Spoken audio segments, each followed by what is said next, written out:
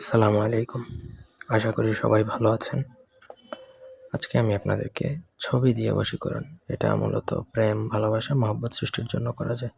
প্রেমিক-প্রেমিকা, স্বামী-স্ত্রী, বাবা-মা বা আপনার বন্ধু-বান্ধব, অফিসের বস, কলিগ থেকে শুরু করে যারকে প্রয়োজন আপনি তাকে বশ করতে পারবেন। প্রেম ভালোবাসার জন্য হোক, স্বামী-স্ত্রীর জন্য হোক, অথবা মহব্বত সৃষ্টি যেকোনো কারণে কারোর সাথে যদি আপনি মিল মহব্বত সৃষ্টি করতে চান, ভালো বন্ধুত্ব স্থাপন করতে চান, অবশ্যই আপনি প্রয়োগ করতে পারবেন। তবে এটা ছবি দিয়ে করা যায়।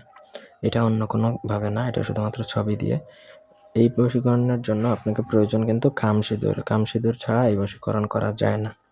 সুতরাং কামসিঁদুর আপনার লাগবেই। কামসিঁদুরের দামও ভালোই প্রাইস হবে এটার।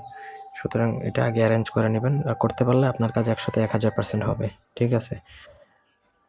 আর এই বশীকরণ করে আপনি কাঙ্ক্ষিত ব্যক্তিকে নাকে দড়ি দিয়ে ঘোরাতে পারবেন, কোনো অসুবিধা নেই।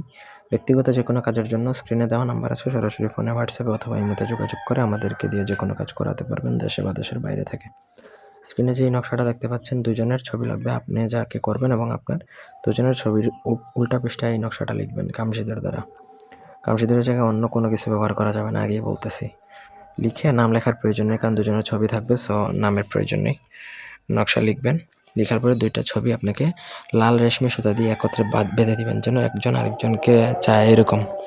লাল রেশমি সুতা দিয়ে 2টা ছবি একত্রে বেঁধে লাল কাপড় দিয়ে মুড়বেন। মুড়ে আপনাকে একটা পাতিলের মধ্যে মোমবাতি একটা, আগরবাতি একটা এবং সেই বাঁধা ছবিটা একসাথে রেখে আপনাকে চালান করে দিতে হবে। চালান করবেন হচ্ছে নদীতে। এই প্রসেসটা শনিবার মঙ্গলবার দিন রাত্রিবেলা করবেন।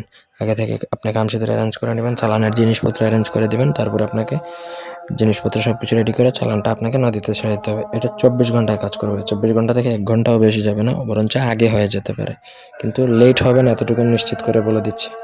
ব্যক্তিগত কাজে আমাদের সাথে যোগাযোগ করবেন, পরামর্শের জন্য যোগাযোগ করবেন। ধন্যবাদ।